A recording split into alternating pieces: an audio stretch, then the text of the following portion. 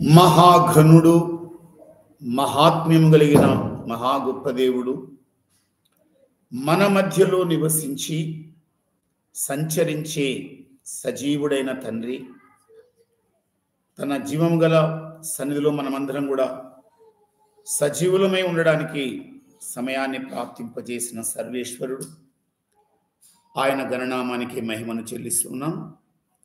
ప్రియమైన వారలారా, ఈవేళ ఆరాధనను మనం ప్రార్థనతోని ప్రారంభించుకుందాం.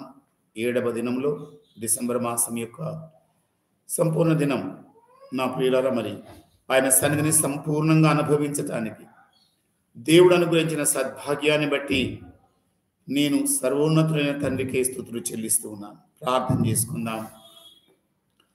ఆరాధ్య దైవమా, అర్హుడవు నీవేనయ్యా, యోగ్యుడవు నీవే తండ్రి, పూజ్యనీయుడవు నీవే నాయన, స్తోత్రార్హుడవు, స్తుతులన్నింటికీ పాత్రుడవు, నిత్యము నాయన సూర్యోదయం మొదలుకొని సూర్యాస్తమయం వరకు కూడా స్తుతింపదగిన మహాపవిత్రుడవు. అయ్యా, నీ ఘనమైన ఉన్నత నామానికే స్తుతులు, స్తోత్రాలు, వందనాలు చెల్లిస్తున్నాం. పరమ తండ్రి, నీ సన్నిధి కాంతి నాయన మా అందరి మీద ప్రకాశింపచేయండి. నీ ముఖ ప్రసన్నత మా మీద ఉంచండి నాయన. ఈరోజు ఆరాధన అంతట్లో కూడా ఆరంభం మొదలుకొని ఆఖరి గడియ వరకు కూడా ఆత్మదేవుడా, అధ్యాపకుడవు నీవై నాయన సమస్తమును కూడా నీ స్వాధీనంలో ఉంచుకొని జరిగించమని నేను ప్రాధేయపడుతున్నాను. మా పాటలు నాయన, కీర్తన భాగం తండ్రి, సందేశం నాయన, వర్తమానం ప్రభు, సమస్తమును కూడా నీవే అధ్యాపకుడవు తండ్రి, నీవే బోధకుడవు నాయన. మాకు బోధించండి తండ్రి నాయన. ఈ ఆరాధన గడియ అంతట్లో కూడా నా ప్రభు కేవలం నీ ఘనమైన శ్రేష్ఠ నామానికి మాత్రమే సమస్త మహిమను తెచ్చుకొనుమని, నీ స్వాధీనానికే ఒట్టివారమని మట్టివారమని ఒప్పుకొనుచు నీ చరణాల మీద పడవేసుకుంటూ యేసుని దివ్య నామమును బట్టి అడుగుచున్నాము తండ్రి, ఆమేన్. ఘనుడైన దేవుని గానములతోనే మహిమపరచుదాం. హల్లెలూయా. స్తుతి పాడుటకే బ్రతికించిన జీవనదాతవు నీవేనయ్యా, ఇన్నాళ్ళుగా నన్ను పోషించిన తల్లి వలే నన్ను ఓదార్చిన నీ ప్రేమ నాపై ఎన్నడూ మారదు యేసయ్యా, నీ ప్రేమ నాపై ఎన్నడూ మారదు యేసయ్యా. జీవితకాలమంతా ఆరాధన నీవేనయ్యా, నా జీవితకాలమంతా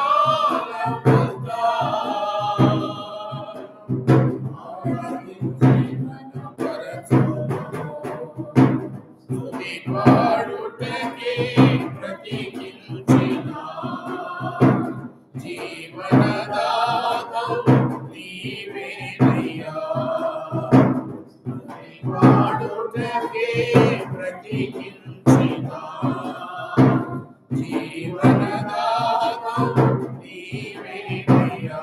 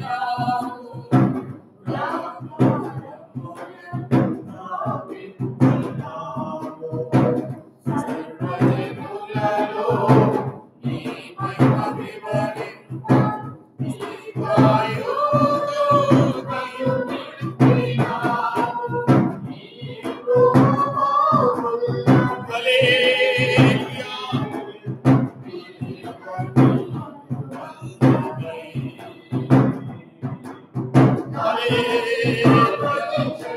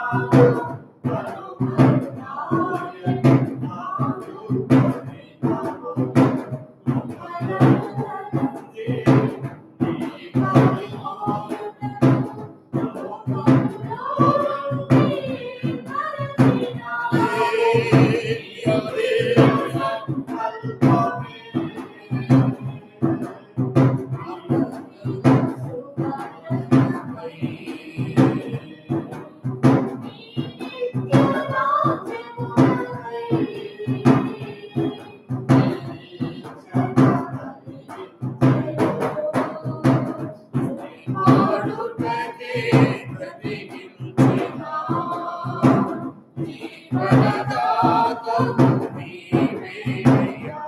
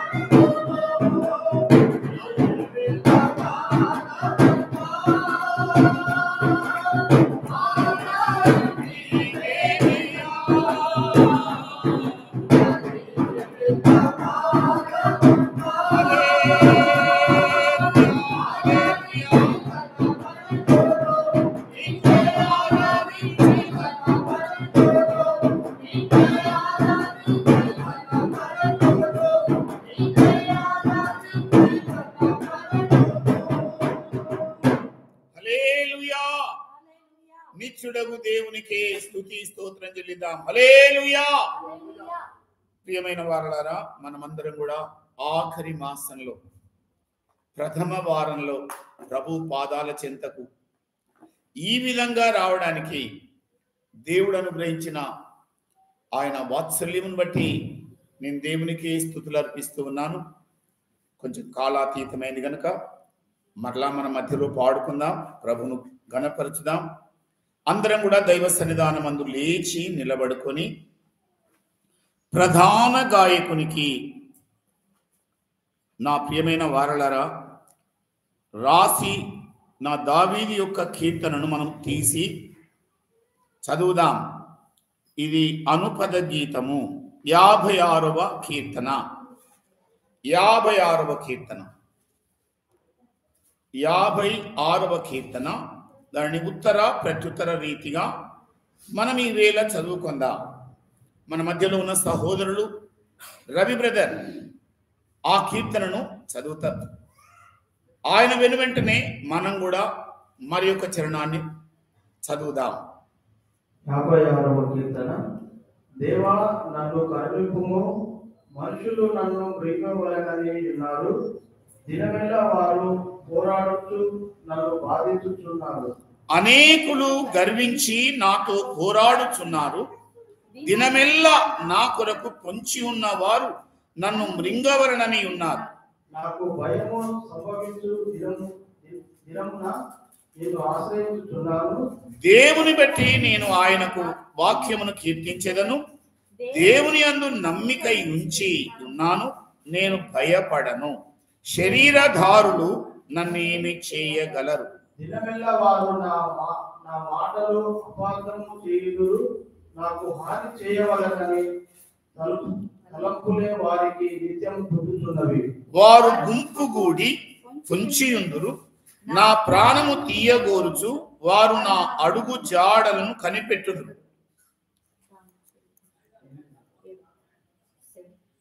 తాము చేయు దోషక్రియల చేత వారు తప్పించుకుందురా. దేవా, కోపం చేత జనులను అనగదొరుకుము. నా సంచారములను నీవు లెక్కించి ఉన్నావు. నా కన్నీళ్లు నీ బుడ్డిలో ముంచబడి ఉన్నవి. అవి నీ కవిలలో కనబడును గదా. నేను మొరపెట్టు దినమున నా శత్రువులు వెనుకకు తిరుగుదురు. దేవుడు నా పక్షమున ఉన్నాడని నాకు తెలియను. దేవుని బట్టి నేను ఆయన వాక్యమును కీర్తించెదను. యెహోవాను బట్టి ఆయన వాక్యమును కీర్తించెదను. నేను దేవుని యందు నమ్మిక ఇచ్చి ఉన్నాను, నేను భయపడను. నరులు నన్నేమి చేయగలరు? దేవా, నీవు మరణములో నుండి నా ప్రాణమును తప్పించి ఉన్నావు. నేను జీవపు వెలుగులో దేవుని సన్నిధిని సంచరించున్నట్లు జారి పడకుండా నీవు నా పాదములను తప్పించి ఉన్నావు. నేను నీకు మొక్కుకొని ఉన్నాను, నేను నీకు స్తుతియాగములు నర్పించెదను. దేవుడి కీర్తన భాగాన్ని మనందరి వీరిలో ఆశీర్వదించుగాక. ఆమేన్. కీర్తన నిమిత్తమై అందరం కూడా చేతులెత్తి పవిత్రుడైన పరమదేవునికి వందనాలు చెల్లిద్దాం. హల్లెలూయా, హల్లెలూయా, హల్లెలూయా. దయచేసి అందరం కూడా దైవ సన్నిధిలో కూర్చుందాం. 56వ కీర్తనలో మనమందరం కూడా ఒక్క లేఖనాన్ని తీసి ఈ 12వ మాసంలో మొట్టమొదటి వారంలో జ్ఞాపకం చేసుకుందాం. ఆయన మనల్ని ఎక్కడి నుండి మన ప్రాణమును తప్పించి ఉన్నాడు. మనము ఏ స్థితిలో ఉంటుంది చూడండి. ఆ 12వ చరణాన్ని మనం ఒకసారి చదువుదాం. దేవా, నీవు మరణములో నుండి హల్లెలూయా. మనమందరం కూడా మరణ పాత్రులం. నా ప్రియమైన వారలారా, ఆదాముతో దేవుడు సెలవిచ్చాడు, నేను తినకూడని పండును గనక నీవు ఏనాడైతే తింటావో ఆనాడే చస్తావు అని చెప్పాడు. నా ప్రియులారా, మనమందరం కూడా ఇప్పుడు ఆయన సంతానమై ఉన్నాం. ఎలాగంటే ఒక్క మనుష్యుల నుండే సకల జాతుల వారు ఉద్భవించారు. అపోస్తలుల కార్యములు నాతో కూడా తీయండి ప్రియులారా. మనం ఆ ఒక్క మనుషుడు చేసిన తొట్టుపాటు లేక తప్పిదం ఎక్కడి వరకు దారి తీసింది చూడండి. ఆ అపోస్తలుల కార్యములు 17వ అధ్యాయం తెరిచిన వారు దయచేసి ఆ ఒక్క మనుషుల నుండే ఏం కలిగిందో అన్నది మనం చూద్దాం. 17, 26వ చరణం మనం చదువుకుందాం. మరియు యావత్ భూమి మీద కాపురముండుటకు ఆయన ఒకరి నుండి ప్రతి జాతి మనుషులను సృష్టించి వారు ఒకవేళ దేవుని చాలు అమ్మా. యావత్ భూమి మీద ఉద్భవించిన సకల జాతుల మనుషులు ఒక్కరి నుండి వచ్చిన వాళ్ళు. ఇప్పుడు ఎక్కడ లేని నా ప్రియమైన వాళ్ళ రీతులుగా మానవులు విభజించబడుతున్నారు. భాషల పరంగా, ప్రాంతాల పరంగా, దేశాల పరంగా రకరకాలుగా విభాగించబడుతున్నారు. కానీ మనం ఆసియా ఖండంలో ఉన్నాం. నా ప్రియమైన వాళ్ళ మనం ఎవరి నుండి వచ్చాం? ఒక్క మనుషుల నుండే. ఆ ఒక్క మనుషుడు తెచ్చుకున్నది ఏంటి? మరణాన్ని తెచ్చుకున్నాడు. దేవుడు వద్దన్న దాన్ని హద్దుమీరి ఆజ్ఞను, ఆదేశాన్ని ఆవలబెట్టి తన కోరికను, తన స్వయిచ్ఛను నెరవేర్చుకోవడానికి ఆయన తిన్నాడు. తిన్న తర్వాత ఆయన నుండి ఉద్భవించిన మనుషులందరూ కూడా ఎలాగున్నారు? ఇప్పుడు ఆ ఎఫెసీలకు రాసిన పత్రిక మనం ఎలాంటి స్థితిలోకి వెళ్ళిపోయాం? 2వ అధ్యాయం 1వ చరణం మనం చదువుదాం. మీరు మీ అపరాధముల చేతను పాపముల చేతను మీరు చచ్చిన వారై ఉన్నారు. చాలు, మనమందరం కూడా చచ్చిన వారి కింద లెక్క. నా ప్రియమైన వారలారా, మరణం అనే దాన్ని మానవుడు ఆదాము నుండి తెచ్చుకున్న దాన్ని ఈ రోజు కూడా అనుభవిస్తున్నాడు. మనము మన అపరాధముల చేతను పాపముల చేతను చచ్చిన స్థితిలో ఉన్న వాళ్ళం. మన యథార్థ స్థితి అది. కానీ దేవుడు ఏం చేశాడు? ఆయన మరణములో నుండి నన్ను, నా ప్రాణమును తప్పించి ఉన్నాడు. హల్లెలూయా. ప్రాణమునకు త్రాణనిచ్చిన దేవుడు ఆయన, జీవప్రాప్తులను చేసిన దేవుడు ఆయన. ఈరోజు మనమేం కావాలి నా ప్రియమైన వాళ్ళారా? ఆయన జీవపు వెలుగులో నడవాలి, చీకట్లో నడవకూడదు. మరణం అంటే పాపం నా ప్రియమైన వాళ్ళ. ఆ పాప చీకట్లో మనము నడవకూడదు. చూడండి, లోకమంతా కూడా అలాగే ఉంది. యెషయా చేత ప్రవచింపజేయబడిన ఒక మాట మనం దయచేసి చూద్దాం. 60వ అధ్యాయం యెషయా ప్రవచించిన ప్రవచనాన్ని ఈ ఉదయకాలం వేళ దైవ సన్నిధానమందు మనం చదువుకుందాం. 60వ అధ్యాయం మొదటి 2 చరణాలు. నీకు వెలుగు వచ్చి ఉన్నది. ఆ లెమ్ము తేజరిల్లుము, యెహోవా మహిమ నీ మీద ఉదయించెను. ఆ చూడము భూమిని చీకటి కమ్ముచున్నది, ఆ కటిక చీకటి జనులను కమ్ముచున్నది. హల్లెలూయా. యెహోవా నీ మీద ఉదయించుచున్నాడు. హల్లెలూయా. జనములను కటిక చీకటి పాపం కమ్ముకొనుచున్నది, చుట్టుకొనుచున్నది. చీకటి క్రియలే, చీకటి చేష్టలే, చీకటి బ్రతుకే.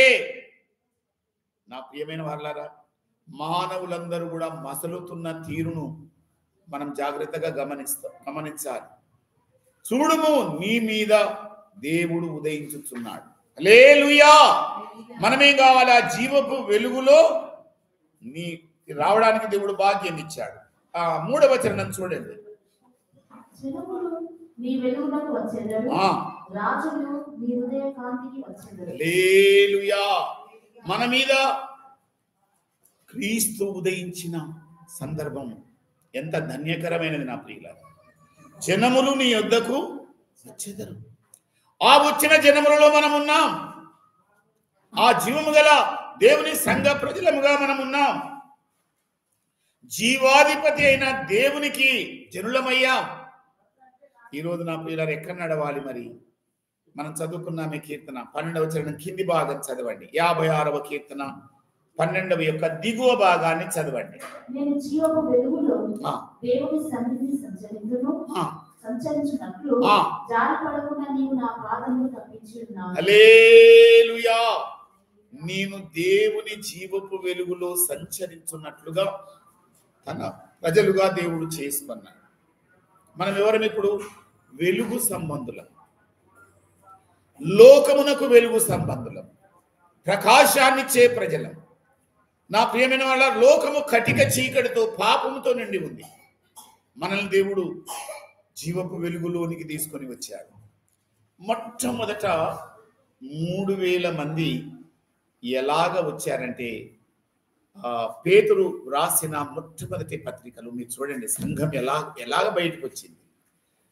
2వ అధ్యాయం 9వ చరణం చూద్దాం ప్రియులారా. అయితే మీరు చీకటిలో నుండి ఆశ్చర్యకరమైన తన వెలుగు. ఇది ఆశ్చర్యమే నా ప్రియులారా. వెలుగు దొరకడమే మన అదృష్టం, మన భాగ్యం, మన ఎడ దేవుని కృప. మనం చీకటిలో లేము, ఇప్పుడు వెలుగులోనికి వచ్చాం. కనుక ఆశ్చర్యకరమైన ఈ వెలుగులోనే అనవరతము నడవాలి, జీవితాంతం ప్రయాణించాలి, జీవపు వెలుగులో నడవాలి, జీవం గల దేవుని మందిర ప్రజలముగా నిలవాలి. చాటుమాటు చీకటి క్రియలు మనకు తగినవి కాదు నా ప్రియులారా. ఏ చోటైనా వెలుగునిచ్చే వాళ్ళమే, ఏ పూటైనా ప్రకాశించే వాళ్ళమే, ఏ తీరునైనా ఆయన ప్రజలముగా ప్రకాశించే సంఘబిడ్డలముగా ఉండాలి. మన ద్వారా వెలుగు అనేకులకు దొరకాలి. ఈరోజు నా ప్రియులారా, తొట్టిల్లామేమో. నవంబర్ క్రితం 11వ మాసం వరకు కూడా మనం ఎలా నడిచాం ప్రియులారా? జీవ వెలుగులో నడిచామా? నీ వాక్యము నా పాదములకు దీపము, నా త్రోవకు వెలుగై ఉన్నది. 119వ కీర్తనలో కీర్తనకాడు 103వ చరణంలో అంటాడు, నా త్రోవకే వెలుగది. ఒక వెలుగు త్రోవ ఏర్పడింది, ఒక జీవపు మార్గం ఏర్పడింది. ఈ జీవ మార్గములో నడిచే జీవం గల దేవుని సంఘ ప్రజల మనం తొట్టిల్లకుండా ఉండాలి నా ప్రియులారా. చీకట్లో తొట్టిల్లకూడదు, పాపంలో తొట్టిల్లకూడదు, జారి పడకూడదు. వెలుగులో లేని వాళ్ళే జారి పడతారు, వెలుగులో సాగని వాళ్ళే జారి పడతారు, తొట్టిల్లుతారు. నా ప్రియులారా, ఈ ఉదయకాలం వేళ 7వ తారీఖు ప్రథమ వారంలోనే పరిశుద్ధాత్మ దేవుని సన్నిధిలో పారజూచుకోవాలి. ప్రభువా, నేను తొట్టిల్లానా నాయనా? ఎక్కడ తొట్టిల్లానయ్యా? ఎక్కడ జారి పడ్డానయ్యా నాయన? పాపములో, నా తండ్రి అభిలాషల్లో, శరీర ఇచ్చల్లో నాయన తొట్టిల్లి జారి పడిపోయానయ్యా. నాయన నన్ను దయతో తండ్రి నీ జీవపు వెలుగులోనే నాయన నిత్యము సాగిపోవడానికి కృప దయచేయి. వెలుగునే పంచే బిడ్డగా నేను ఉండాలి. హల్లెలూయా. నా ప్రియమైన వారలారా, మనం దైవ సన్నిధానమందు ఒక్క మారు చక్కగా పరీక్షించుకొని అద్వితీయుడైన దేవుని ఆరాధించడానికి ఆయత్తపడదాం. అందరం కూడా మోకాళ్ళ మీదకి వద్దాం. హల్లెలూయా. ఆయన జ్యోతిర్మయుడగు తండ్రి, ఆయన లోకమునకు వెలుగై ఉన్న దేవుడు, ఆయన ప్రజలు వెలుగు సంబంధులు, ఆయన జనులు నా ప్రియమైన జీవ వెలుగులో సాగిపోయే ప్రజలు. హల్లెలూయా, హల్లెలూయా. దేదీప్యమానమైన దైవ వెలుగులో మనము సాగిపోవలసిన ప్రజలం. హల్లెలూయా, హల్లెలూయా. ఎక్కడ ఉన్నాం ప్రియులారా? ఎక్కడ తొట్టిల్లాం? ఎక్కడ జారిపడ్డాం? ఎక్కడ పడిపోయాం? ఆ స్థితిని మనం చూసుకుందాం. పరిశుద్ధాత్మ దేవుని వెలుగులో అప్పగించుకుందాం. హల్లెలూయా, హల్లెలూయా, హల్లెలూయా. నీ జీవపు వెలుగులో నాయన జ్యోతిర్మయుడ నేను నడవడానికి నా తండ్రి, పిలువబడ్డ బిడ్డను, పిలువబడ్డ కుమార్తెను నేను ఎక్కడ పడిపోయానయ్యా? చూసుకుందాం. హల్లెలూయా, హల్లెలూయా, హల్లెలూయా. జీవపు వెలుగుగా నన్ను మార్చుటకే పరిశుద్ధాత్మను నాకు సగితివే. ఆమేన్. హల్లెలూయా. వెలుగుగా నన్ను మార్చుటకే పరిశుద్ధాత్మను నాకు సగితివే. శాశ్వత రాజ్యముకై నన్ను నియమించినది నీ అనాది సంకల్పమే. శాశ్వత రాజ్యముకై నన్ను నియమించినది నీ అనాది సంకల్పమే. ప్రభువా కలువరి త్యాగము చూపెనే పరిశుద్ధతలో నాలో సత్యము ప్రారంభించిన ఆత్మకు ఏకతో నీవై. హల్లెలూయా, హల్లెలూయా.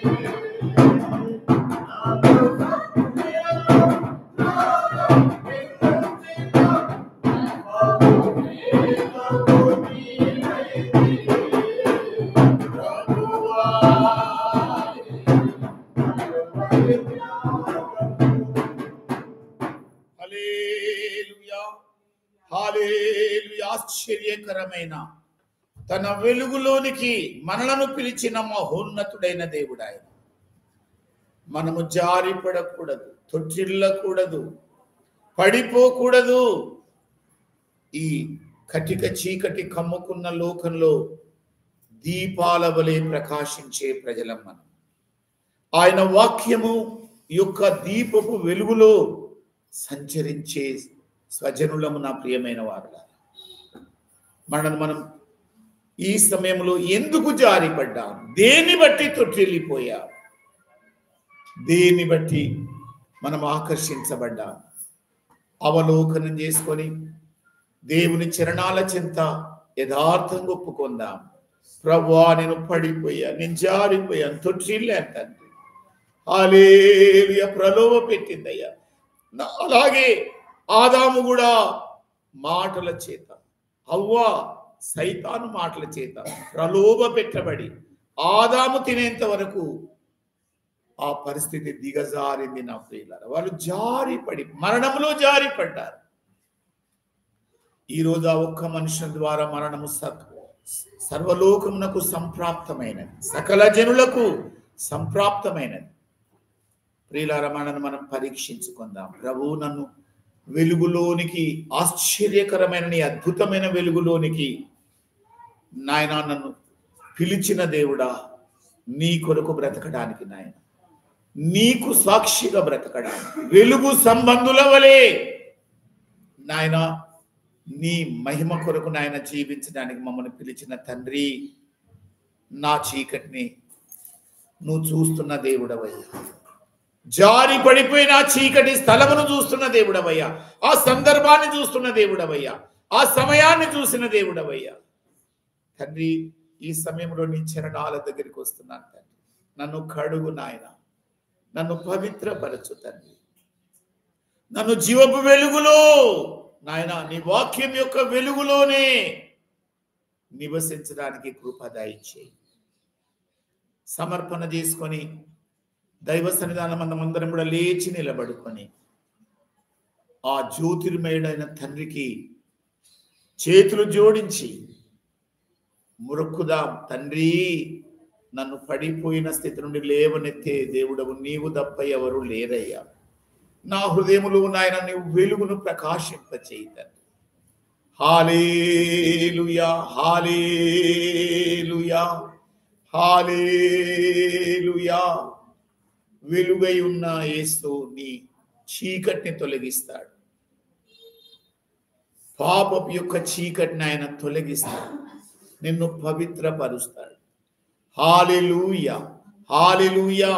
పూర్ణ మనసుతోని, పూర్ణ హృదయముతోని, పూర్ణ ఆత్మతోని ప్రభువును ఆరాధించడానికి హల్లెలూయా, హల్లెలూయా.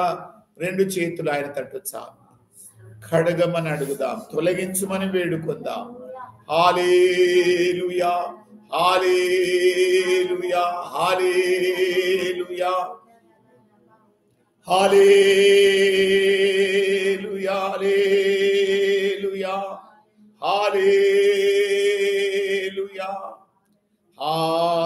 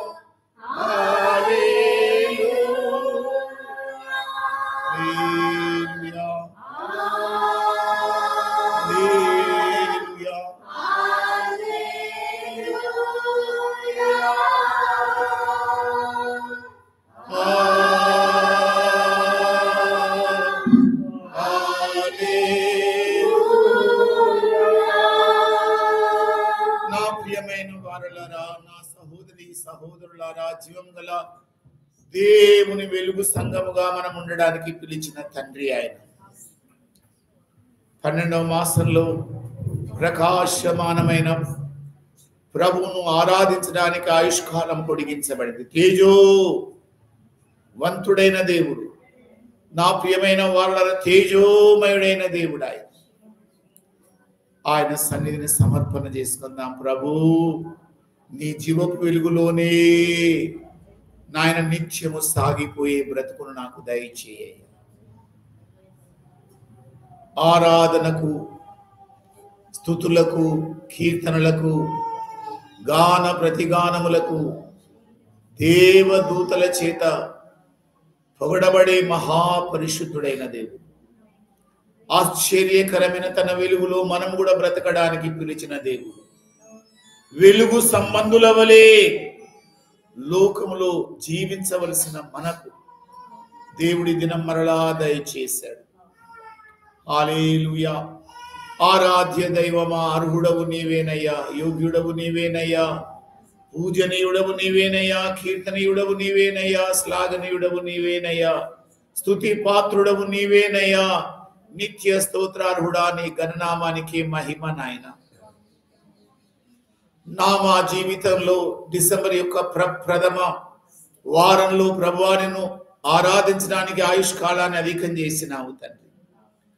నాయన జీవ వెలుగులోనే జీవిస్తూ తండ్రి, జీవంబల దేవుని సంఘముగా మేము బ్రతకడానికి భాగ్యమును అనుగ్రహించమని ప్రతి కుమారుని, ప్రతి కుమార్తెను జ్యోతిర్మయుడా నీ చేతులకు అప్పగించమని యేసుని దివ్య నామమును బట్టి అడుగుచున్నాము తండ్రి.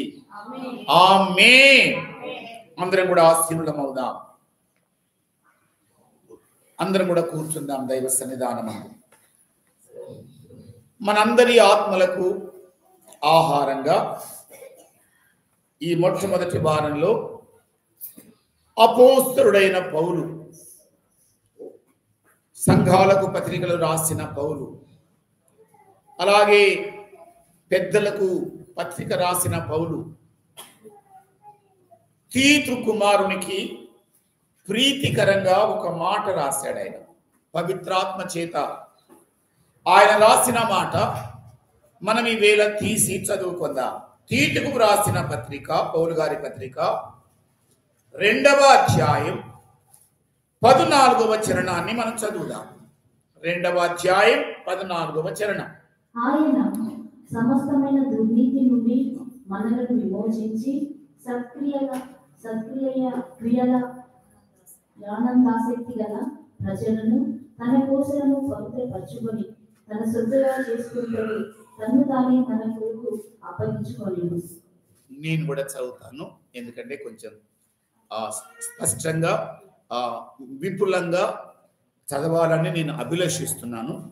ఆయన సమస్తమైన దుర్నీతి నుండి మనలను విమోచించి సత్క్రియలయందు ఆసక్తి గల ప్రజలను తన కోసరము పవిత్రపరచుకొని తన సొత్తుగా చేసుకొనుటకు తన్ను తానే మన కొరకు అప్పగించుకొనెను. ప్రియమైన వాళ్ళ, సత్క్రియలయందు ఆసక్తి అనే అంశమే మనకు అతి ప్రాముఖ్యమైనది.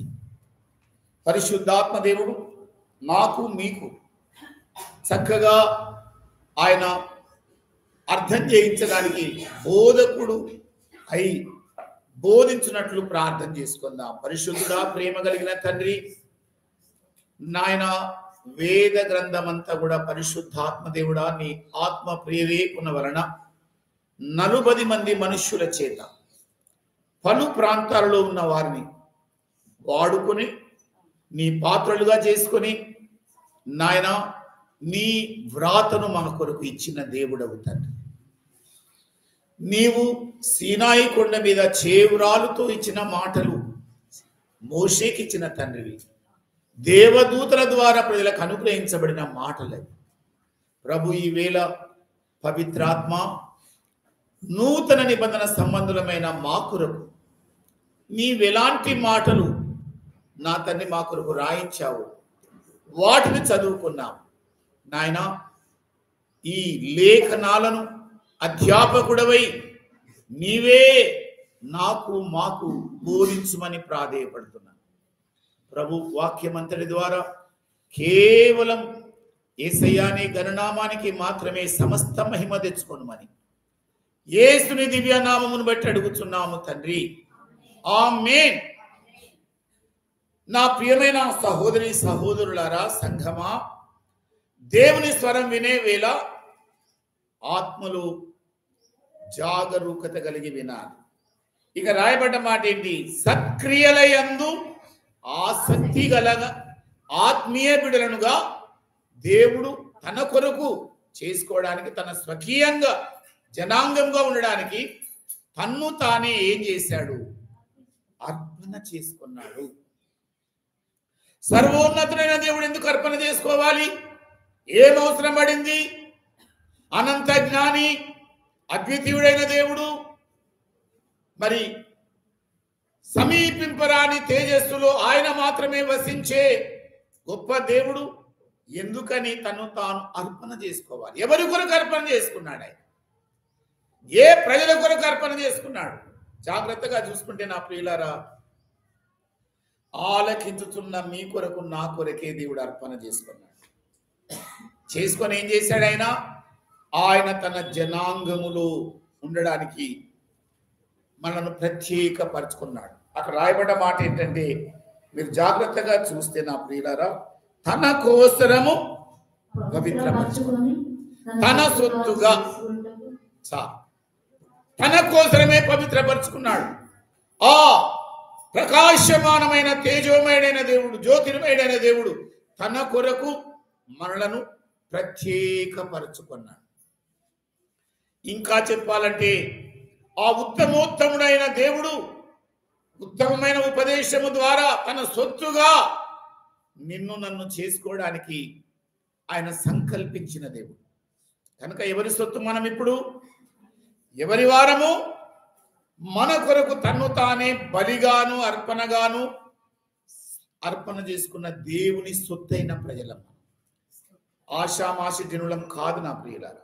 ఈ యావత్ భూమి మీద ఆయన కొరకు ఒక సత్క్రియలు చేయడానికి ఆసక్తి కలిగిన ప్రజలుగా బ్రతకడానికి దేవుడు ప్రత్యేకపరుచుకున్నాడు. ఆదిలో ఏదేను వనములో దేవుడు మొట్టమొదటి కొడుకుకు ఒక ప్రశ్న వేశాడు. దేవుడు తెలుసా మీకు నా ప్రియమైన వారు? ఈ ఒక్క మనుష్యుని ద్వారా ఈ యావత్ భూమి మీద ఉన్న సకల జనులు, సకల ప్రజలు, దేశాల వారు, భాషల వారు, రాజ్యాల వారు, ప్రాంతముల వారు, వీరందరూ కూడా ఆ ఒక్క మనుషుండే వచ్చారు. ఇంతమంది మనం చదువుకున్నాం అపోస్తలుల కార్యములు 17వ అధ్యాయంలో 26, 27 చరణాలు. ప్రియులారా, మీరు నేను ఆయన సొత్తుగా బ్రతకటం ఎంత ధన్యకరమైన స్వాస్థ్యం. ఆయన ప్రజలం. చూడండి, నాతో కూడా ఆరంభంలోనే నూతన నిబంధన సంబంధమైన సంఘానికి పౌలు గారు రాసిన ఉత్తరం మీరు చూడండి. ఆ తర్వాత కొరింథీ సంఘానికి రాసిన ఉత్తరం చూడండి, పౌలు గారే రాశారు. సంఘ బిడ్డలకు రాసిన మాట నేను ఎలాగూ పేతురులో నుండి మీకు అందించబోతున్నాను కనుక కొరింథీ సంఘానికి రాసిన ఆ ఒక మాట మనమందరం కూడా తీద్దాం, దయచేసి చదువుదాం. అదేమిటంటే, కొరింథీ సంఘానికి రాసిన, పట్టణవాసులకు రాసిన మొట్టమొదటి ప్రథమ పత్రిక, మొదటి పత్రిక, 6వ అధ్యాయం ప్రియులారా 20వ వచనాన్ని మనం చదువుదాం. విలువ పెట్టి కొనబడిన వారు, మీరు విలువ పెట్టి కొనబడి ఆయన సొత్తయ్యారు. వెండి బంగారముల వంటి క్షయ వస్తువుల చేత దేవుడు కొనలే. పితృపారంపర్యమైన వ్యర్థ ప్రవర్తనను బట్టి పడిపోయిన మనలను దేవుడు గొర్రె రక్తము చేత కొనలే. క్షేమైపోయే బంగారం చేత కొనలే. అరశకలు వెండితో కొనలే. మనం అలాగా మోషే దైవజను చేత ఏమి చేయాలో దైవమే ఆజ్ఞాపించాడు. అరశకలు వెండి చేత సొత్తైనారు వాళ్ళు. ఎవరు? గొర్రెపిల్ల రక్తం ద్వారా విమోచన 32 లక్షల మంది. మీరు నేనైతే ఆయన స్వరక్తము చేత సొత్తైన వాళ్ళం. హల్లెలూయా. మీరు మీ సొత్తు కాదు.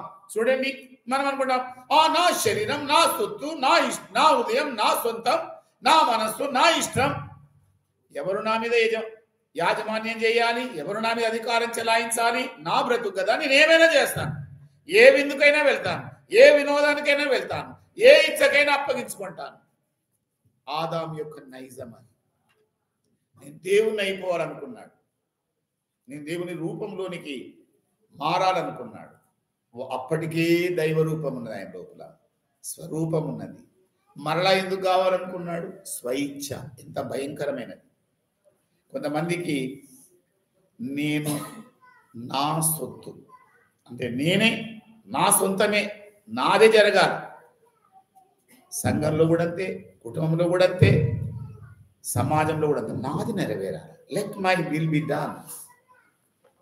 నా ప్రియులారా, సర్వోన్నతుడైన దేవుడు ఈ భూమి మీదకి తను తాను దేని కొరకు వచ్చాడని ప్రశ్నిస్తే పాదాల దగ్గర కూర్చొని భయం అనుకుంటూ అడిగితే, నా పిల్లలారా, నన్ను నేను మీ కొరకే అర్పణ చేసుకోవడానికి వచ్చాను.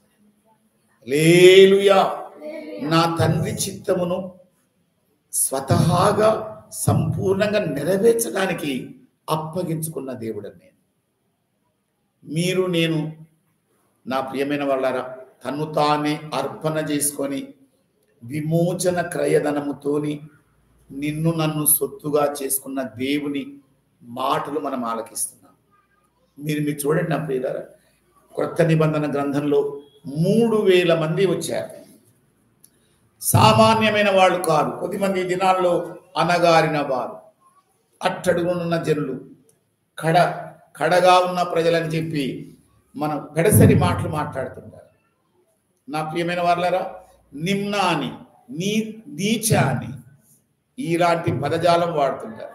నా ప్రియులారా, ప్రభు పాదాల దగ్గర కూర్చున్న మనం ఆయన వేద గ్రంథంలో నుండి వినాలి. మనం ఎలాంటి వారు?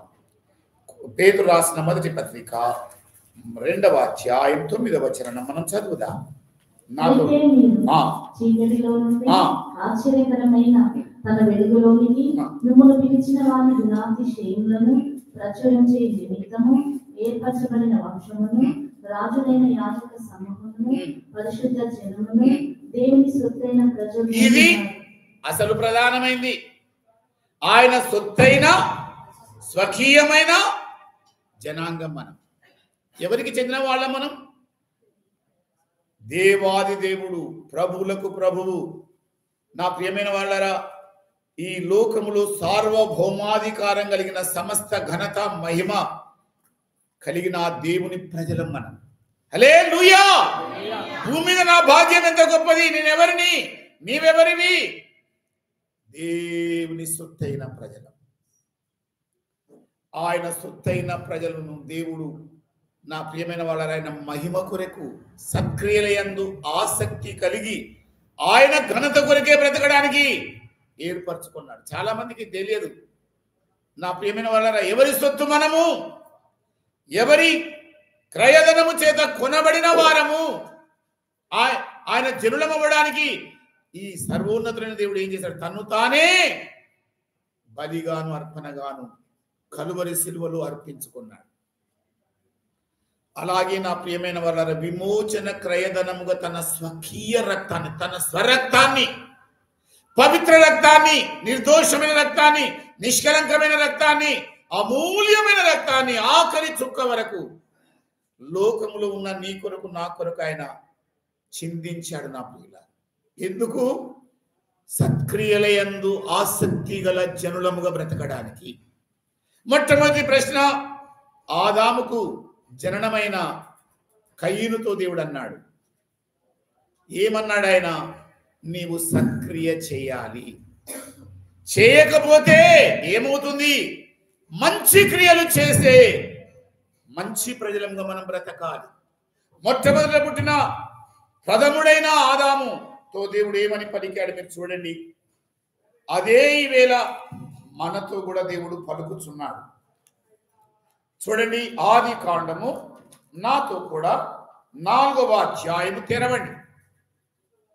సత్క్రియ చేయాలని సర్వోన్నతుడైన దేవుడే ఆదిలో నుండి ఆజ్ఞాపించాడు. ఆరంభము నుండి ఆజ్ఞాపించాడు. అనాది కాలం నుండి ఆజ్ఞాపించాడు. కొంతమంది వేళ సనాతన, అనాది, గినాది అని నా ప్రియులారా పెక్కు మాటలు మనుషులను చిక్కులో పెట్టే మాటలు మాట్లాడుతున్నారు. చూడండి, సనాతన సర్వకాలంలో యందు ఏకరీతిగా ఉన్నాడు దేవుడు. సర్వ యుగములలో ఏకరీతిగా ఉన్న దేవుడు. సర్వయుగములలో ఉన్న ఈ దేవుడు ఏమన్నాడు చూడండి నా ప్రియులారా, 4వ అధ్యాయం దయచేసి 6వ చరణం చదవండి. నీకెందుకయ్యా కోపం వచ్చేసింది? ఎందుకు మొహం చిన్నబుచ్చుకున్నావు?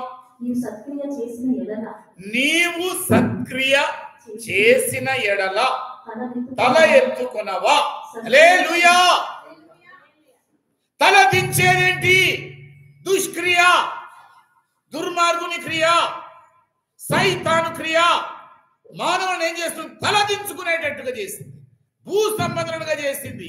అస్తమానం భూ సంబంధమైన చూపే, తండ్రి చూపది.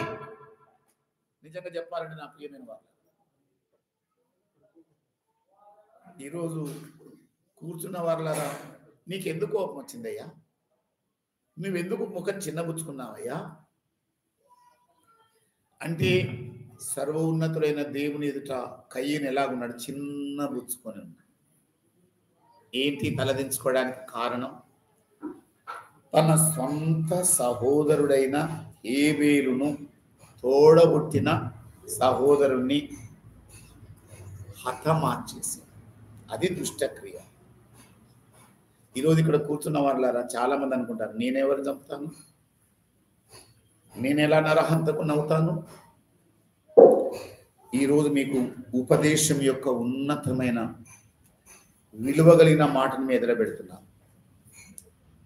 యోహాను పత్రికలో నరహంతకులం ఎట్లా అవుతాం? ఈయననేమో నిజంగా చంపాడు.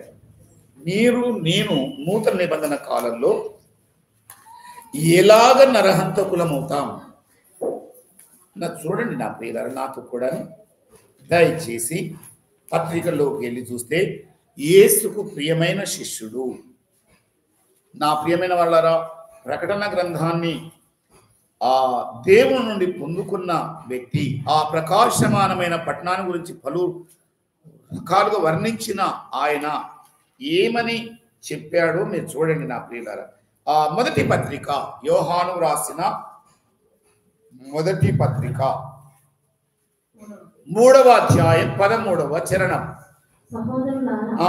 లోకము నిన్ను ద్వేషించిన ఎడల ఆశ్చర్యపడకూడి, మనము సహోదరులను ప్రేమిస్తున్నాము కనుక మరణంలో నుండి జీవంలోకి దాటున్నామని ఎరుగుదము. ప్రేమ లేని వాడు మరణం అందు నిలిచి ఉన్నాడు. తన సహోదరుని అసలైన మాట ఇప్పుడు చదువుతున్నా, తన సహోదరుని ద్వేషించువాడు నరహంతకుడు. ఏ నరహంతకుని అందును నిత్య జీవం ఉన్నదని మీరు ఎరుగుదరు. అందరం చేతులు గట్టిగా దేవునికి స్తోత్రం చెల్లిద్దాం. హల్లెలూయా. ఈ సహోదరుని ద్వేషిస్తావో, ఈయన ద్వేషం పెట్టుకున్నాడు. ఎందుకంటే దేవుడు హేబేలు అర్పణను అద్భుతమైన రీతిగా అంగీకరించాడు. ఆయన ఆశ్చర్యంగా కన్నెదుట కనబడుతుంది. బలిపీఠం మీద అర్పణను దేవుడు అంగీకరించాడు. ఆ సంగతి తెలిసిపోయింది. ద్వేషం మొదలైంది, కోపం మొదలైంది.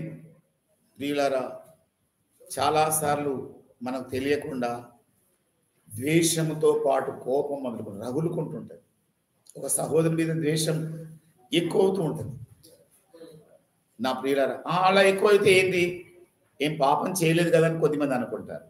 అక్కడ రాయబడ్డ మాట ఏంటంటే, ద్వేషించువాడు నరహంతకుడు,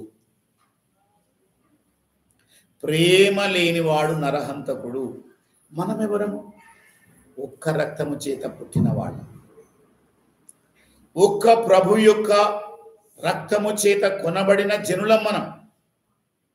మనం తోడబుట్టిన వాళ్ళం అని ఆశ్చర్యపోతున్నాం. నిజంగా సహోదరుడా, సహోదరి, బ్రదర్, సిస్టర్ ఎందుకు సంబోధిస్తాం? We are belong to one father.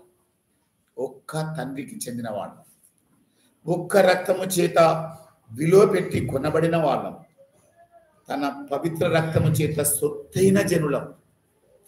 ప్రియులారా, తప్పు చేసిన కయీనును దేవుడు డైరెక్ట్గా ప్రశ్నించాడు. ఎందుకు ముఖం చిన్నబుచ్చుకున్నావు? ఎందుకు తలదించుకున్నావు? సత్క్రియ చేయలేదు నీవు. కనుక నీ వాకిట, నీ హృదయం యొక్క వాకిట ఏం నిలిచి ఉంటుంది?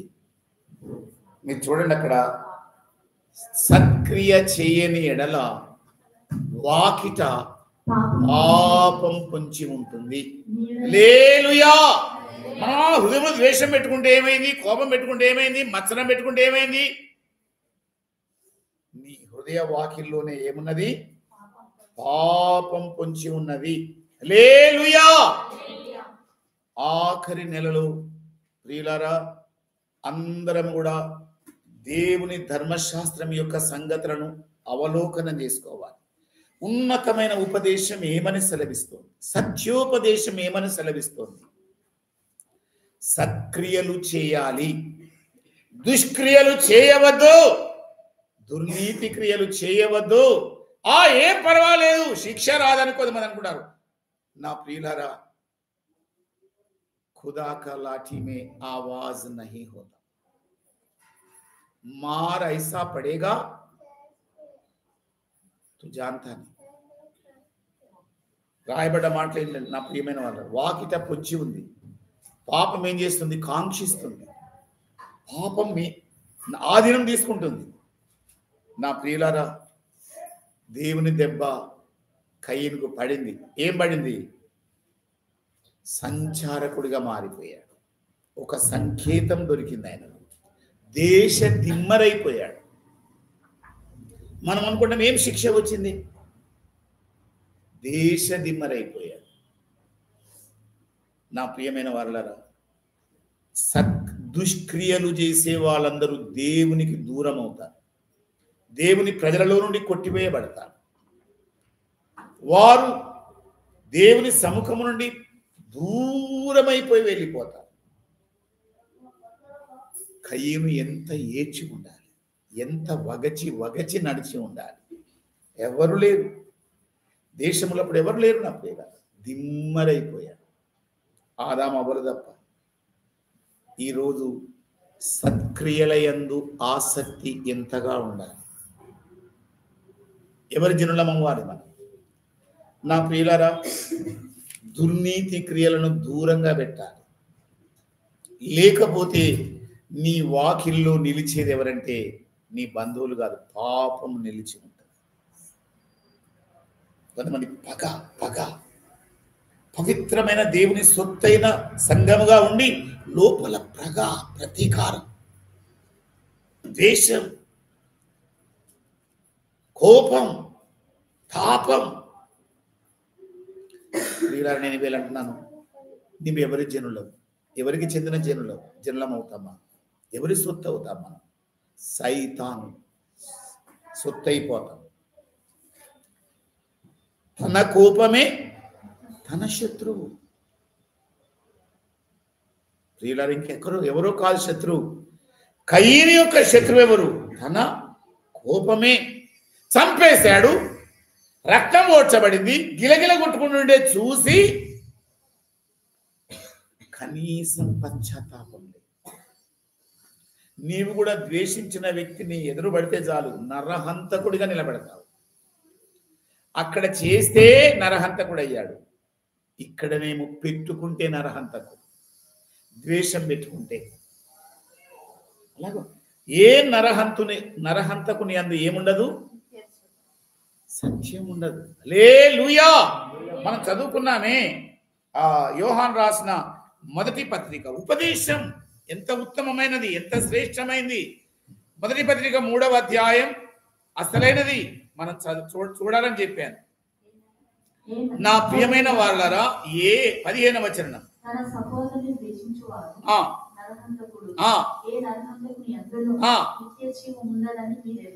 దాని అర్థం ఏంటి? నిత్యుడకు దేవునితో సంబంధం పటాపంచలైపోద్ది. నిత్య జీవమునకు మనం హక్కుదారులం కాము. మనం అనుకుంటాం సామాన్యంగా సులభంగా తీసుకుంటాం. ద్వేషం పెట్టుకోవాలి, ద్వేషపు చూపు చూడాలి. నేను మీ అందరి ఎదుటికి ఒక్క దృశ్యాన్ని తీసుకొని వస్తున్నాను. అదేంటంటే, స్వతహాగా స్వంత కూతురుని ఇచ్చిన సౌలు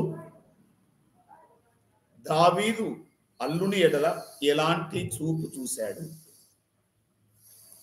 విషపు చూపు ఉన్నది, ద్వేషపు చూపు ఉన్నది, దూషించే చూపు ఉన్నది, తీసివేయాలన్న చూపు ఉన్నది, అంతం చెయ్యాలన్న చూపు ఉన్నది. నా ప్రియమైన వారలారా, దావీదు యొక్క నీతి ఆయనను రక్షించింది.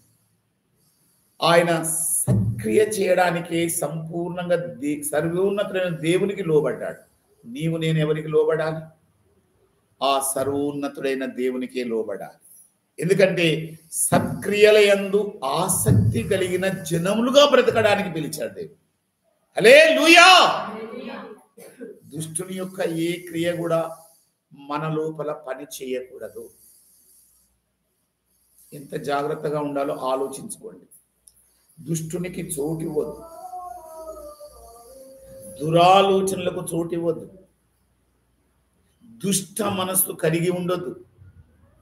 ఇవన్నీ కూడా సత్క్రియల యందు ఆసక్తి కలిగిన దేవుని స్వకీయ జనాంగమైన సంఘానికి చెందిన మాట.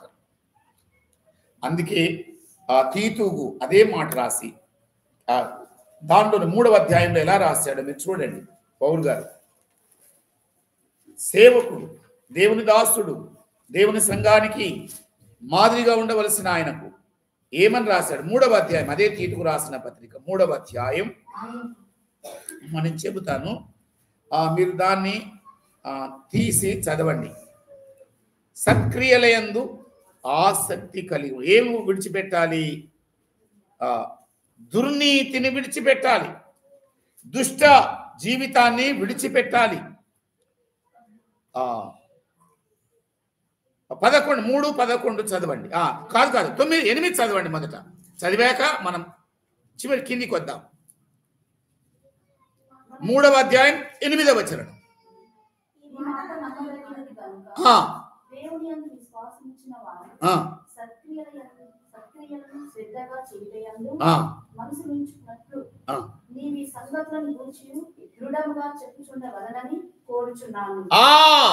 నేను బోధకుడిని అవుతే, నేను పాస్టర్ని అవుతే శ్రద్ధ నీతి గల క్రియలను చేయడానికి శ్రద్ధాసక్తి కలిగి బోధించాలి, గద్దించాలి, బుద్ధి చెప్పాలి.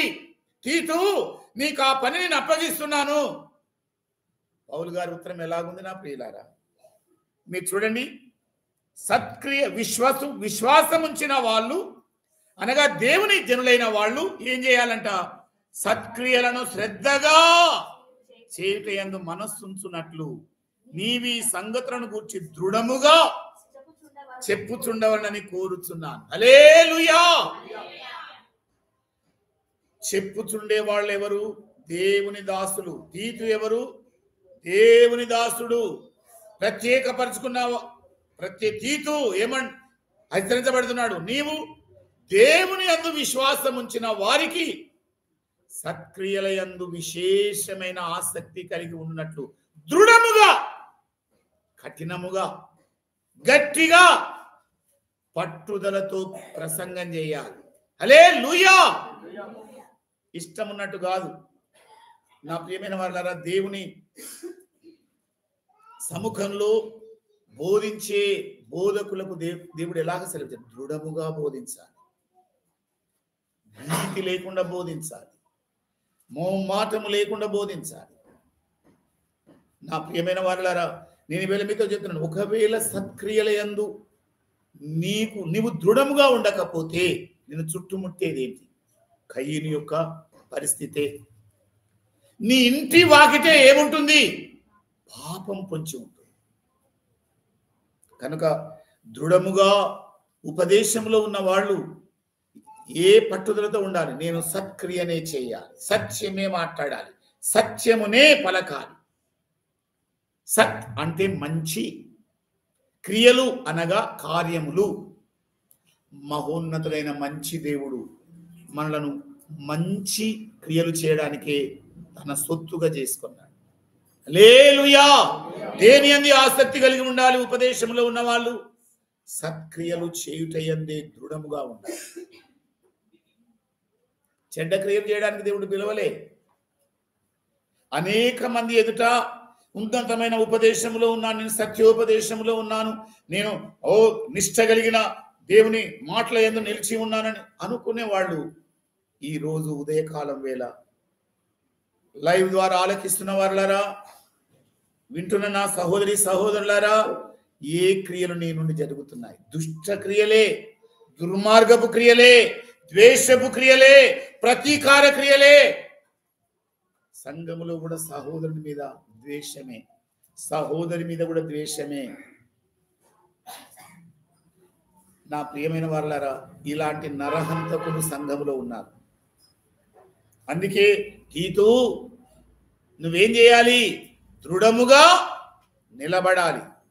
అలాంటి దుష్క్రియలు చేసే వాళ్ళను హెచ్చరించాలి. నా ప్రియమైన వారులారా, అమ్మ సంఘము సత్యమును పట్టుకున్న సంఘమైతే సత్క్రియలను నిరాటంకంగా చేయాలి. హల్లెలూయా! ఎల్లవేళలా నీ ద్వారా నా ద్వారా సత్క్రియలే జరగాలి. ఏంటి మరి సత్క్రియలు? ఆ మాట కూడా మీ ఎదుట పెడతాను. ఎఫెసీయులకు రాసిన పత్రిక 2వ అధ్యాయం 10వ వచనం తీసి చదవండి.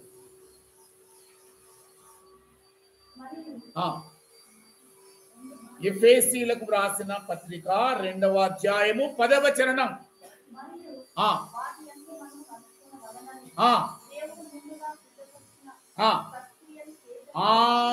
ముందుగా సిద్ధపరిచాడు దేవుడు. మానవుని సృజించడానికంటే ముందుగానే నా ప్రియమైన వాళ్ళ దేవుని మనసులో ఉన్న సత్క్రియలు చేసే వాళ్ళంగా ఉండాలి. సత్యమును పట్టుకునే వాళ్ళంగా ఉండాలి. సత్యోపదేశము చేత నడపబడే జనులమై ఉండాలి. మన జీవితం అది.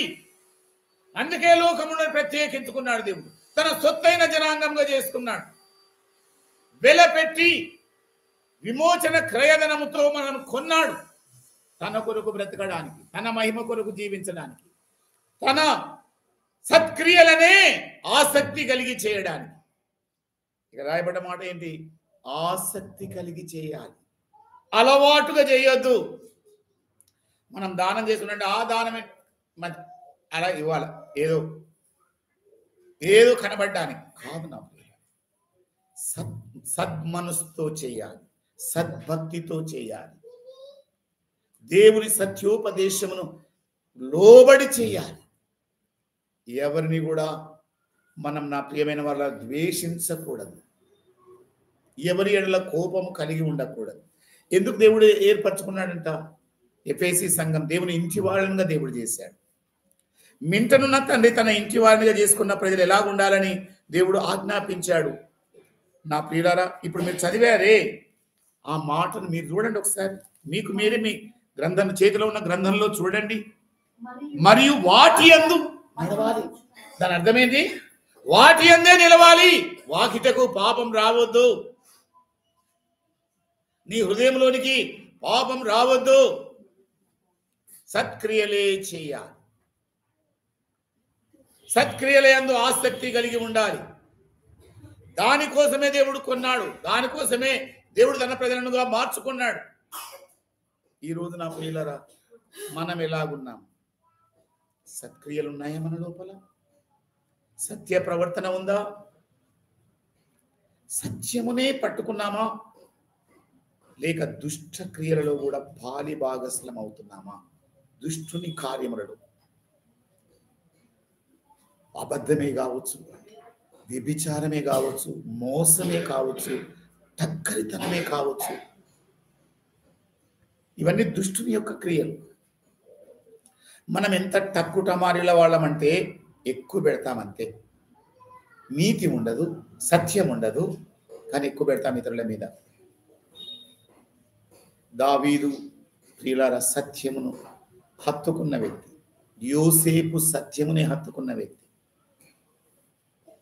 నీవు సత్యోపదేశం అని నిత్యం చిలకలాగా పలికితే నువ్వు కూర్చున్న స్థలమేంటి? నువ్వు చేస్తున్న పనులేంటి?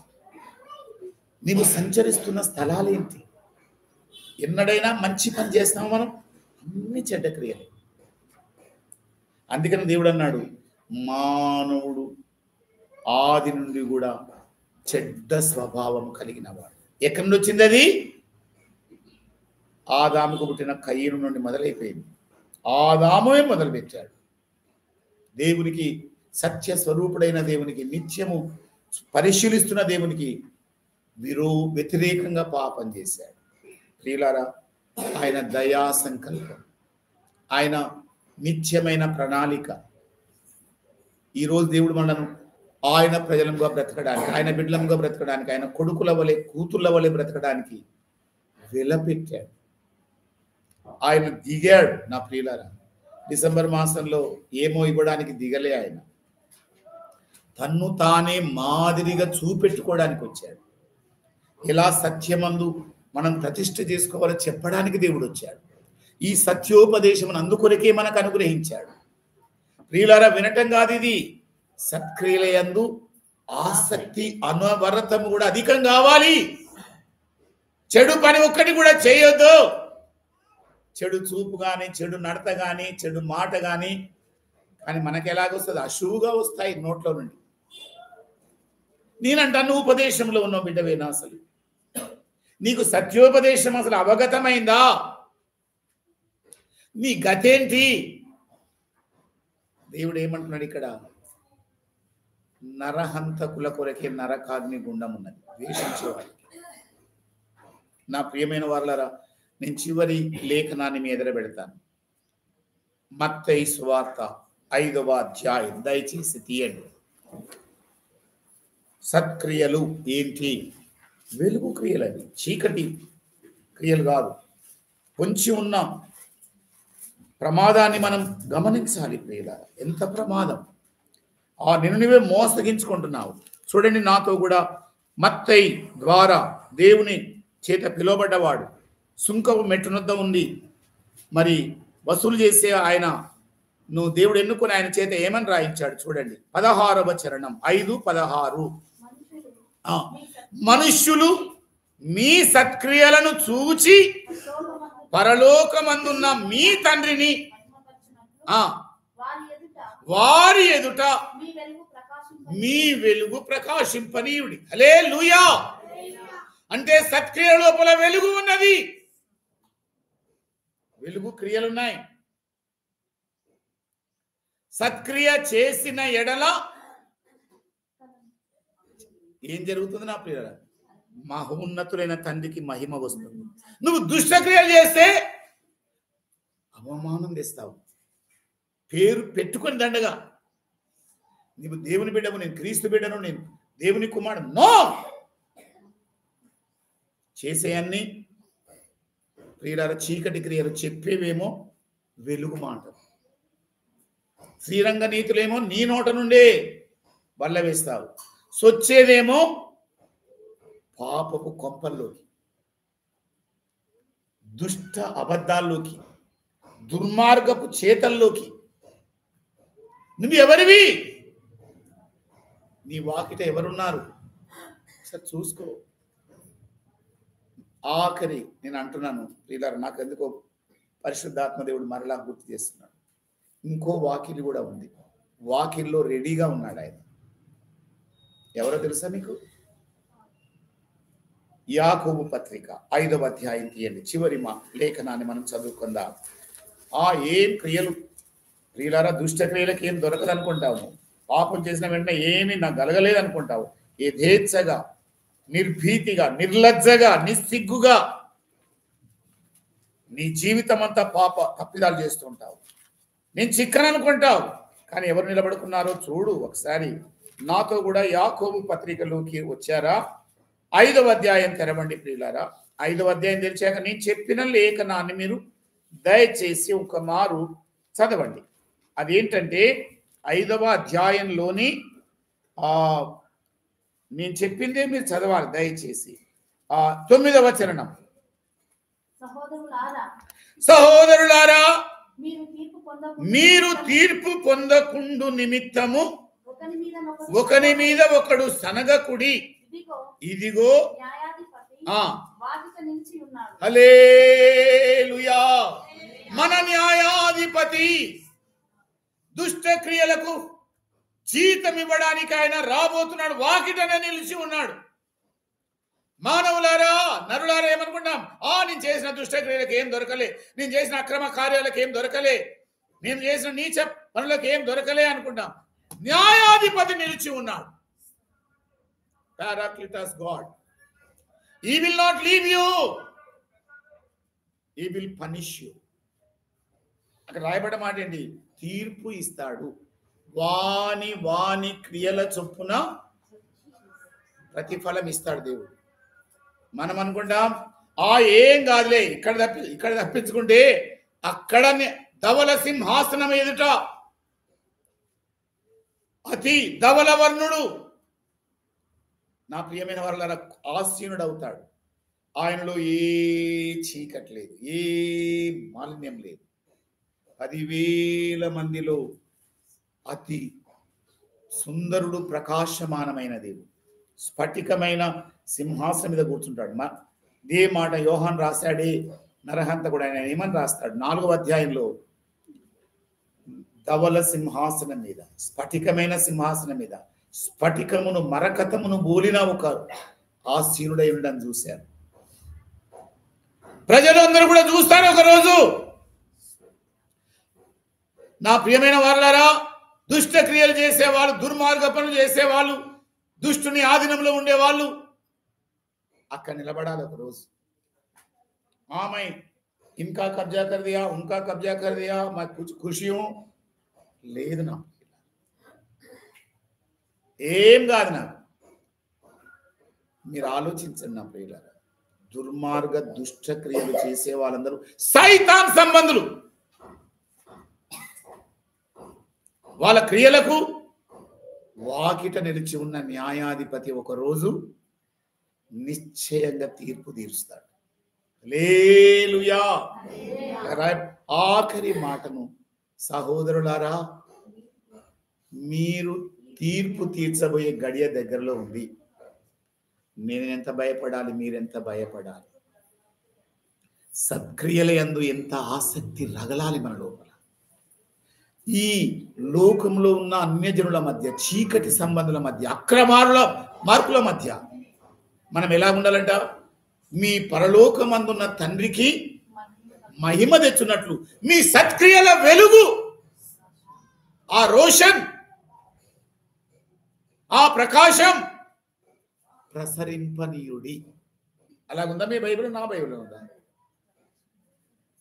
నా నుండి ఏం కావాలి? సత్క్రియల వెలుగు, జిలుగులు రావాలి బయటికి. హల్లెలూయా.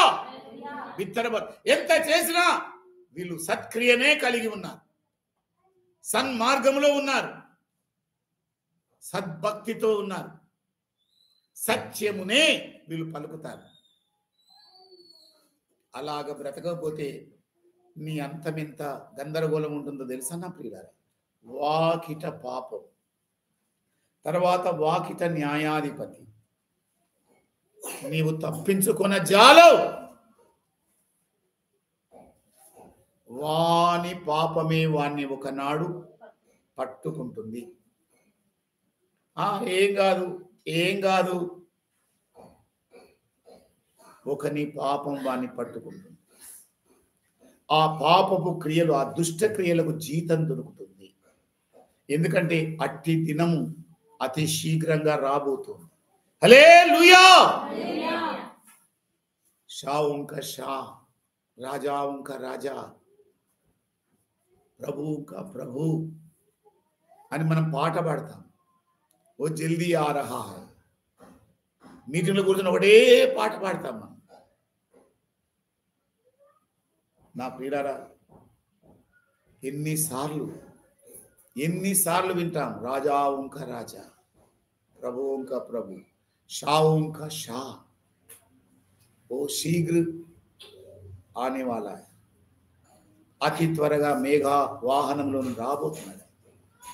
నీవు ప్రతిఫలం పొందక ముందే ప్రలాపించాలి, ఏడవాలి, వాకితే కుంగి, నాయన నీ పాదాలే పట్టుకుంటాను తండ్రి. నేను ఎన్నాళ్ళు ద్వేషిస్తే నరహంతకుని అవుతానని నాకు తెలియదయ్యా. అబద్ధం పలికితే అపవాది కొడుకుని అవుతానని తెలియదయ్యా. నాయన అబద్ధమునకు జనకుడయ్యా. పొద్దస్తమానం అబద్ధాలే. కొద్దిమంది లేచిన దగ్గర నుండి మొదలెడితే జూట్ జూట్ జూట్ జూటే. మన దేశం నా ప్రియమైన వాళ్ళరా సత్యమే ప్రకటించబడాలి నీ ద్వారా. ఈ దేశంలో వీరు దేవుని జనులు, వీరు దేవుని ప్రజలు, వీరు సత్య ఉపదేశమును పట్టుకున్న వాళ్ళని. ఆ వెలుగు ఏం కావాలి? ఆ సత్క్రియల వెలుగు అనేకులకు ప్రకాశించాలి, అంధకార సంబంధులకు ప్రకాశించాలి. రండి నా ప్రియమైన వాళ్ళరా, దేవుని సన్నిధిలో మనల్ని మనం మన యథార్థ స్థితిని ఆయన పాదాల చెంత పరిచి, ప్రభు నేను పాతకున్నయ్యా, నేను అబద్ధికుడినయ్యా, నేను నాయన నా తండ్రి కోపిస్తున్నయ్యా, నేను ద్వేషించే వ్యక్తినయ్యా. నీ ద్వారా వెలుగు రాలే. నీవున్న వీధిలో, నీవున్న ఊళ్ళో వెలుగు రాలే. నీవున్న సంఘములో ఏం కావాలి? సత్క్రియల వెలుగు ప్రకాశించాలి. సత్క్రియలు చేసే వాళ్ళకే సంఘములో చోటున్నది, అందరికీ లేదు నా ప్రియుల. హల్లెలూయా. మనలను మనం దేవుని మాటలు విన్న వాళ్ళంగా ఉన్నాం. అర్పణ చేసుకుందాం ప్రియుల. ఆయన కట్టడలు ఎంత శ్రేష్టమైనవి, ఆయన ఆజ్ఞలు ఎంత ఎంత ఆదర్శమైనవి, ఆయన సత్యం ఎంత స్వచ్ఛమైనది. సత్క్రియలయందు ఆసక్తి కలిగిన జనులముగా బ్రతకడానికి దేవుడు తను తాను కలువరి సిలువలో సమర్పణ చేసుకున్నాడు. సత్క్రియలు చేసే సంఘ బిడ్డలుగా ఉండడానికి ఆయన సంపూర్ణమైన సత్యోపదేశాన్ని ఆ శాంతం మనకు అనుగ్రహించాడు. నేను మీ అందరికీ లేఖనాలను ఇచ్చాను నా ప్రియులారా. మొట్టమొదటి లేఖనం తీతుకు రాసిన పత్రిక 2వ అధ్యాయం 3వ అధ్యాయం ఆ 2 మీద పెట్టాను. ఆ తర్వాత ఎఫెసీయులకు రాసిన పత్రిక 2వ అధ్యాయం 10వ వచనం పెట్టాను. ఆ తర్వాత మత్తయి సువార్త 5వ అధ్యాయం 16వ వచనం పెట్టాను. యాకోబు పత్రిక 5:9వ వచనం పెట్టాను. ఈ లేఖనాలను దేవుడు ఆలకించడానికి ఈరోజు కృపనిచ్చాడు. ఆఖరి నెల ఆయన శీఘ్రంగా మేఘాల గుండా లోకమునకు తీర్పు తీర్చడానికి,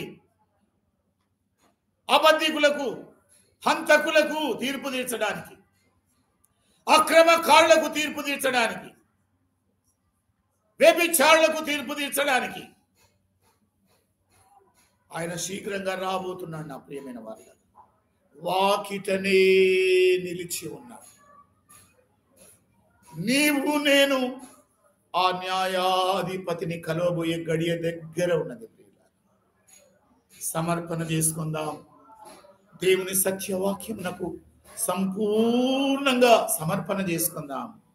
బోర్లాబడి నోరు తెరిచి, అయ్యా నాలో ఇంకా ద్వేషం అలాగే ఉంది, వాకిట పాపం ఉన్నది నాకు తెలియదయ్యా, కోపం అలాగే ఉన్నదయ్యా, ఓర్చుకోలేని తనం ఉన్నదయ్యా, పగ ప్రతీకారం ఉన్నదయ్యా. నీ సత్య క్రియలయందు ఆసక్తి కలిగి బ్రతకాల్సిన నేను అవలీలగా పడిపోయానయ్యా, అనేక మార్లు దొర్లిపోయానయ్యా, జారిపోయానయ్యా. ప్రభు నీకు సమర్పణ చేసుకుంటున్నాను తండ్రి, నన్ను శుద్ధి చేయనాయన. హల్లెలూయా, హల్లెలూయా. ఉన్నతమైన ఉపదేశం, ఉత్తమమైన మార్గం ఇది, సర్వోన్నతుడైన దేవుని సత్యోపదేశం ఇది. దేవునికి ఆయన జనాంగంగా, ఆయన స్వకీయ ప్రజలముగా బ్రతకడానికి ఇప్పుడే సమర్పణ చేసుకుందాం. పరలోకమందున్న తండ్రికి నీ ద్వారా, నా ద్వారా మహిమ రావాలి, ఘనత రావాలి. ప్రార్థన చేసుకుందాం.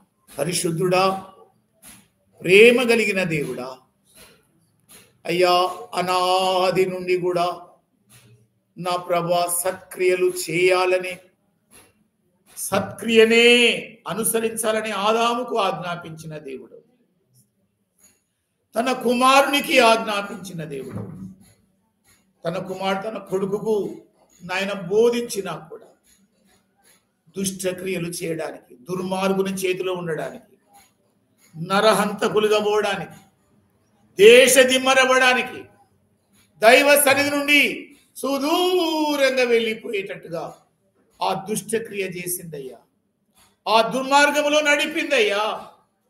ప్రభు అయ్యా, మా నూతన నిబంధన సంబంధమైన మేము నా తండ్రి వాకిట ఏమి ఉందో పరిశీలించుకోవాలి.